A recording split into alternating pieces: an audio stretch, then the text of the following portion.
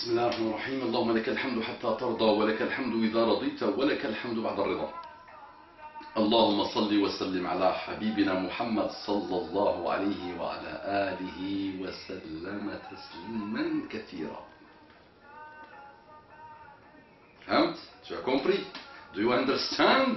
ياك؟ Understand. ما شاء الله. دي صلى الله عليه وسلم. الله يجزيك خير. اللهم صل وسلم على حبيبنا محمد صلى الله عليه وعلى آله وسلم تسليما كثيرا. رب اشرح لي صدري ويسر لي أمري واحلل عقدة من لساني يفقه قولي. Salam alaikum wa rahmatullahi wa barakatuhu. Que la paix d'Allah subhanahu wa ta'ala, sa miséricorde et ses bénédictions soient sur vous mes frères et sœurs partout dans le monde. Bonjour mes frères et sœurs en humanité. Directement dans le vif du sujet. Salam alaikum wa rahmatullahi wa barakatuhu. Barakallahu fik pour tes vidéos. Je les regarde avec admiration et enthousiasme. Je suis un frère de 16 ans. Me sens tout petit à côté d'un frère de 16 ans. Wallah, je me sens tout petit, subhanallah. Je suis optimiste pour l'avenir, alhamdulillah. Wallah, la ilaha illallah. Je suis très optimiste pour l'avenir, alhamdulillah. Et le musulman en général doit être optimiste. La tiyarata fi l'islam. Tasha'un tiyaratu, pas bon chez les musulmans. C'est pas pour nous. Le pessimisme. Donc, alhamdulillah. C'est que tu as un corps bien, alhamdulillah, qui aime le rappel. Je n'ai aucun mérite dans l'histoire, c'est que ton cœur aime le rappel d'Allah subhanahu wa ta'ala. Ala bi dhikrillahi tatma'innul qulub. Allah dit dans le Coran. Ala bi dhikrillahi tatma'innul qulub. C'est par le rappel d'Allah que les cœurs s'apaisent. Je suis un frère de 16 ans et j'ai des questions à te poser. Entre parenthèses, pardonne-moi pour le vocabulaire que je vais utiliser, mais il n'y a pas d'autres mots. Mon frère, ta manière d'écrire, ton vocabulaire est mieux que des gens qui ont 30 ans, 35 ans, 40 ans, qui m'ont envoyé déjà des mails. Ça marche. Tu écris bien, machallah. Depuis mon entrée en seconde, l'année dernière, lorsque j'avais 15 ans, dans ma nouvelle classe, composée majoritairement de musulmans, ces nouveaux amis musulmans ne cessent d'essayer de m'entraîner vers la masturbation et les sites pornographiques. Mais je me suis toujours éloigné de ces choses-là, car je sais plus ou moins à quel point elles sont graves. D'autant plus que si jamais je pratique ces choses-là, je ne pourrai plus jamais dire que je ne les ai pas faites. Puis après, je ne pourrai pas m'en passer. Et que je sais que j'aurai après l'esprit aussi malsain qu'eux, car je vois bien que ces choses les ont rendus pervertis. Ils me disent que ce n'est pas haram, mais je sais bien que ça l'est. Je voudrais, mon frère, que tu me dises comment leur répondre. Ces pratiques sauvages, je ne peux pas dire que j'ai un seul ami qui ne les pratique pas. J'aimerais avoir des amis à qui je puisse parler d'islam et apprendre d'eux. Mais le niveau en matière d'islam est vraiment bas. Et le meilleur de mes amis est loin d'être l'ami idéal. Mais ils sont victimes de toute la tentation qui trône autour de nous et je ne veux pas l'être. J'aimerais, si je pourrais poursuivre des études à l'université, Inch'Allah, j'aimerais avoir des amis qui sont bien dans le din comme certains ont la chance d'avoir. Je te remercie de tous les conseils que tu pourras me donner, Inch'Allah. Mon frère, ton texte à toi est un rappel. Je le lis et j'arrête la caméra et après ton texte c'est un rappel. À 16 ans tu nous fais un grand rappel. Tu me le fais à moi personnellement. Ton frère Abou Mama de l'Oasis de l'Excellence apprend de ton rappel. Et moi je me sens tout petit à côté de toi, mashallah, et à côté de ta sagesse à 16 ans, alhamdulillah. Sachant que normalement avec Din, un gamin de 10-12 ans peut être extrêmement sage. Donc je conseille les mamans de faire une immersion totale de leur enfant dans le din. Et din, ce n'est pas un folklore. Din, c'est un tout. D'accord? Donc, plus tu es dans le din, plus tu as une sagesse. La ilaha illallah de son niveau, subhanallah. D'accord? Donc voilà, la sagesse, déjà, moi, je l'ai lu de l'écrit de ce frère de 16 ans, grandi dans un système pervers, entouré de gens pervers, qui voit des médias pervers, qui peut même être avec des parents pervers, Donc tout a été perverti comme il dit, et subhanallah, regardez. C'est qu'à un moment donné de sa vie, ce frère a eu un réflexe et une étincelle de son cœur qui veut évoluer vers Allah subhanahu wa ta'ala et qui veut cheminer vers Allah subhanahu wa ta'ala. Et celui-là, déjà, on voit, alhamdulillah, qu'il est couvert par la bénédiction d'Allah subhanahu wa ta'ala sur terre. Et Allah lui promet que s'il continue dans sa lancée de quoi? Dans sa lancée d'amour de sa religion, dans sa lancée de méfiance par rapport à tout ce qui est déviation, Allah subhanahu wa ta'ala, qu'est-ce qu'il lui réserve?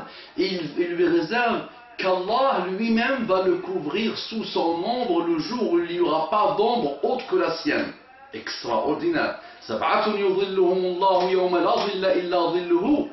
Shabun minhum, shabun nasha'a fi ta'atillah. Cette typologie de personnes, seront ombragées sous l'ombre d'Allah subhanahu wa ta'ala le jour où il n'y aura pas d'ombre autre que la sienne. Parmi eux, shabun nasha'a fi ta'atillah, un jeune qui a grandi dans l'obéissance à Allah subhanahu wa ta'ala. Mon frère, barakallahu fik, Allah te bénisse. Donc mon frère, la masturbation strictement haram en islam, c'est que Nabi sallallahu alayhi wa sallam a appelé le masturbateur, celui qui se masturbe. Vous voyez que ces mots sortent de ma bouche très très facilement. Ne croyez pas que je manque de pudeur, mais il n'y a pas de tabou dans cette religion. La haya fid din, il n'y a pas de fausse pudeur dans notre religion. Il n'y a pas de gêne bizarroïde dans notre religion. Les femmes posent des questions à Muhammad sallallahu alayhi wa sallam, vraiment des questions à tous les niveaux, subhanallah, et Muhammad sallallahu alayhi wa sallam répondait. La masturbation. Muhammad sallallahu alayhi wa sallam a appelé le masturbateur, je ne sais pas si ça se dit, comme quelqu'un qui fornique avec ses mains. Nakihu yadihi. Nakihu yadihi. Ça veut dire ça fornique avec sa main. Strictement haram. C'est haram la masturbation, on dit. On ne va pas tergiverser autour de cette histoire. Maintenant, tu trouveras. Et là, je mets des gants. Je mets des gants. Il faut absolument comprendre ce que j'essaie de dire. Mais ne me faites pas dire ce que je ne dis pas. Et ne soyez pas des gens qui voient le mal. Il y a des savants qui disent que entre la fornication et la masturbation, ça veut dire que tu perds la tête. Tu es tellement absorbé par ta shahwa. Tu as fait le jeûne, tu as fait le sport, tu as fait beaucoup de choses, tu as tout essayé pour te marier, mais ça n'a. Hein? Et voilà, soit fornication, soit masturbation, malheureusement. À ce moment-là, les savants donnent une dérogation, sans prendre cette habitude. Donc il ne faut pas prendre l'habitude de se masturber, mais vraiment quand tu n'as plus le choix, quand tu n'as pas le choix. Après, si tu arrives à te débarrasser de ça, débarrasse-toi de ça parce que c'est mauvais. La masturbation, c'est mauvais. Mauvais de chez mauvais. Et c'est strictement haram dans la religion d'Allah subhanahu wa ta'ala. Mais la fornication est beaucoup plus lourde de conséquences et beaucoup plus haram, voilà, que les savants disent par dérogation, exceptionnellement quand tu n'as plus hada, quand tu sais que si tu sors pas ce liquide que te perturbe là. Et moi je vous dis, on va pas se mentir, moi je reçois beaucoup de questions comme ça. Et je ne voulais pas du tout traiter ça maintenant. Je me disais, maintenant avec l'internet, il suffit qu'il tape, il trouve, alhamdulillah, dans des sites fiables, vraiment très fiables, ce que l'islam dit par rapport à la masturbation. Mais moi je vous dis, je reçois des garçons et des filles de tout âge, vraiment, et qui posent la question. Des garçons et des filles, je vous dis, qui posent des questions par rapport à ça, qui disent, on n'arrive pas, on fait ça. Maintenant, moi, je profite de ce type de questions pour rappeler quelque chose. Il y a Abba, les parents, et la jeunesse. Les parents, Allah yajazikum bikhair. Mariez vos enfants. Wattaqullah, wakhzu shaytan. Pourquoi vous demandez des dots énormes? Pourquoi vous compliquez la vie à vos enfants? Mais il vaut mieux se marier. Mais 10 milliards de fois. Ouais, laissez les gens secs. Mais il faut que vous m'expliquiez. Il faut que quelqu'un m'explique. Un gamin qui est pubère à l'âge de 12 ans. Et chez nous au Sahara, c'est à l'âge de 9-10 ans. Un gamin qui est pubère à l'âge de 12-14 ans. D'accord? Et il arrive, mesquine, on va lui dire patiente, patiente, patiente, patiente. Et il est dans un système où tout l'appelle au sexe. Mais tout, là je suis devant l'ordinateur d'y aller là à l'instant je suis devant l'ordinateur, mais ça m'invite à chaque seconde à la fornication. Moi qui est marié, alhamdoulilah, est comblé, alhamdoulilah, à ce niveau-là, il n'y a pas de problème. Mais tout appelle au façade. Donc revenons à notre gamin, à notre pubère, de 12-14 ans jusqu'à l'âge de 25 ans. Hier j'étais avec un frère, il a 27 ans. Et il n'est pas encore marié. Mais comment voulez-vous qu'il fasse? Qu'est-ce qu'ils vont faire? Je ne les encourage pas à faire la fornication. Ne voyez pas le mal là où il ne faut pas. Mais moi je dis aux gens, je dis à vous, quand vous allez grandir, vous allez avoir des enfants. Mariez vos enfants jeunes. L'autre jour j'étais à Lyon, j'entre dans une maison, subhanallah, j'ai rencontré un frère, masha'Allah. Je pensais qu'il était moins âgé que moi. La lumière le suivait là où il était, masha'Allah. Un frère vraiment, masha'Allah, d'un niveau très élevé de lumière. On n'a même pas besoin de trop blablater, tu le vois, subhanallah, yuzkarullah. Tu évoques Allah, subhanahu wa ta'ala. Une bonté, un amour, une fraternité, une lumière, masha'Allah. Et dans un parc, je vois un bébé. Dans un petit parc, là les petits parcs d'enfants, je vois un petit bébé. Je dis, Allah yahdi, as-sammito, qu'Allah guide l'enfant, comment tu l'as appelé? Gali Amin, asmo, un tel, mais là, c'est pas mon enfant, c'est mon petit enfant. Et le monsieur avait la quarantaine. Il me dit, et il a 4 petits enfants. Comment? Il a marié, masha'Allah, il s'est marié lui très jeune, et il l'a pas regretté, et il aime son épouse, presque son fan, alhamdoulilah, l'amour de prophète Mohammed sallallahu alayhi wa sallam qui nous a appris, et il est avec elle depuis plus de 22 ans, là, je pense, au moins une vingtaine d'années, et il m'a dit, j'ai marié mes 3 filles, 16, 17 ans, je les ai mariées, les 3. Et il habite avec ses beaux-frères, masha'Allah, tout le monde habite dans la même maison, alhamdoulilah. Et j'ai vu un respect, une sagesse, et l'une des filles mariée avec un enfant, pour moi, un enfant de 18-19 ans, masha'Allah. Un frère de 18-19 ans. Quand je dis enfant, juste pour dire jeune. Et tout le monde, j'ai vu des gens qui vivent dans l'apaisement, alhamdoulilah. Et ce frère est très connu et reconnu par le respect qu'il a envers tout le monde, par l'amour qu'il a envers tout le monde. Mariez vos enfants. Et vous les jeunes, si tu peux te marier, marie-toi. Fais le halal. Le mariage est facile, simple. Juste sois quelqu'un qui assume ses responsabilités. De toute façon, tu forniques. Je reçois beaucoup de monde qui me dit j'ai forniqué, j'ai avorté. Et ça fait 2e ou 3e fois que j'ai avorté. L'autre jour, vous avez posté à vos mamans une photo sur un enfant qui dit pourquoi tu m'as tué maman. Et ça m'a rappelé mes souvenirs. Ça fait 2 ou 3 fois que j'ai avorté. Je fornique à droite et à gauche, j'ai fait le sexe jusqu'au bout du bout. J'ai fait tout type de sexe, vraiment avec tout, beaucoup d'hommes. Mais parfois je tombe enceinte et je tue l'enfant. Et ça me fait mal, et je souffre. Et oui. Donc fornication, déjà installé. Assume ta responsabilité, marie-toi. Un wali, 2 témoins. Le wali de la femme, 2 témoins. Ni plus ni moins. Là-dedans, tu peux donner ce que tu veux. Mais facilitez le mariage à cette umma. Et apprenez les valeurs du mariage à la umma. Et il ne peut pas étudier parce qu'il te l'a dit. Qui te dit qu'un enfant ne peut pas étudier? Un garçon ne peut pas, ou une fille ne peut pas étudier s'il est marié. Qui l'a dit ça? Vous l'avez tenu d'eau. Au contraire, quand il n'est pas marié, souvent, c'est là où il est complètement fragile.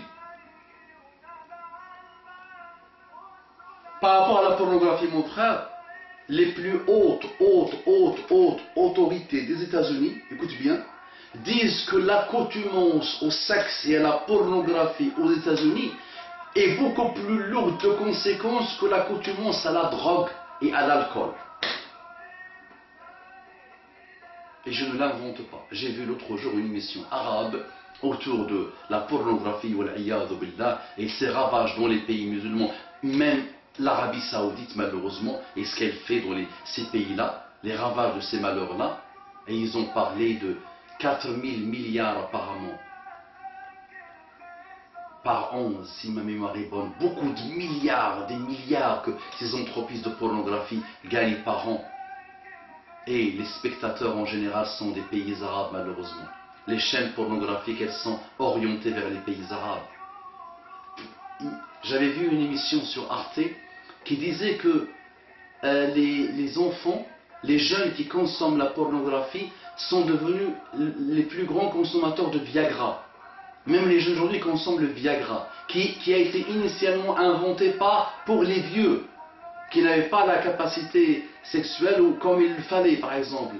Maintenant, les jeunes consomment, ils sont devenus des grands consommateurs de Viagra, parce que tellement ils regardent des images, que ces images-là détruisent leur volonté, leur appétit sexuel. Et la pornographie, c'est des malheurs sans fin. Et pratiquement personne n'est à l'abri de ce malheur, parce que dès que tu te connectes, il t'invite à ces masa'ib wal iyadhu billah. Wallah, il a dit, si la ilaha illa ghayru, si c'était pas da'wa sur l'internet, j'aurais même pas ouvert l'ordinateur wal iyadhu billah. Parce qu'aujourd'hui, ces malheurs sont supérieurs à son bien, l'ordinateur aujourd'hui. Surtout pour des jeunes qui ne savent pas encore faire. On leur parle de taqwa, taqillah. Ah oui, le jeune, il a grandi dans un système complètement ravagé. Toi, tu viens lui dire taqillah. Mais, rabbuhum d'abord. Depuis tout petit, tu ne l'as jamais éduqué. Il y a des familles qui ne sont jamais entendu parler d'islam. Leurs parents sont les djihadistes contre l'islam, des combattants qui combattent l'islam. Et il grandit, le papa il dit fornique pas. Wallah, il entend des gens à la mosquée dire fornique pas. Oui, c'est beau, c'est joli. Mais là, il faut quand même revoir le système entier de la pensée des musulmans. Et il faut formater. Ce mot-là vous fait trembler. Là, vous l'entendez chaque Ramadan, ça vous fait trembler. Oui, il faut formater. Vraiment, il faut formater les musulmans. L'islam, il est parfait, il est global. Mais la compréhension des musulmans de l'islam, il faut la formater. Ça va pomper l'air. Ça, ce que je vous raconte là. Parce que quand il y a peu de cerveau, ça pompe l'air. C'est que de la logique. Ben, il faut qu'on formate notre compréhension de l'islam parce qu'il est mauvaise. Mauvaise. Ça c'est le mariage. Éduquer les enfants pour le mariage. Wallah, moi je rigolais avec ma mère depuis tout petit. Je lisais le mariement de un maximum 19 ans. 19 ans, il faut que je le marie ma mère. Je perds la tête. Et ce n'est pas que sexuel. Moi je reçois des femmes et des hommes qui me disent je veux un homme, la femme me dit. Et l'homme me dit je veux une femme, moi je perds la tête. Ce n'est pas que sexuel, il y a aussi la partie sakan, l'apaisement, ce sakan là. Être à côté de ton épouse, de ton époux. Les sentiments, l'apaisement sentimental. Le mariage c'est un pacte, c'est extraordinaire. Il y a une partie sexuelle et c'est légitime. La partie sexuelle, quand elle est bordée par les préceptes de l'islam, c'est une sadaqa, comme l'a appelé Muhammad sallallahu alayhi wa sallam. C'est comme si tu donnes une aumône. Tu es dans un rapport sexuel avec ton épouse, tu es en train de faire une aumône. Eh oui. Les Sahaba ont été étonnés quand ils ont entendu Muhammad sallallahu alayhi wa sallam dire ça. Et il a dit, quand il le fait dans le haram, est-ce que c'est une sayyi'a? Ils ont dit oui, c'est un mauvais acte. Il a dit, quand il le fait dans le halal, c'est une hasana, il obtient des hasanat. Mais mariez-les, aidez-les à se marier, ne soyez pas un obstacle devant eux, avec le qana'a, avec peu d'argent. Wallah, je me suis marié, wallah, à l'heure où j'avais 21 ans, j'habitais dans 9 mètres carrés, alhamdoulilah. Et je n'en suis pas mort, et je ne le regrette pas. Et si j'avais les moyens, la possibilité, à l'époque de me marier, à 14 ans, je l'aurais fait.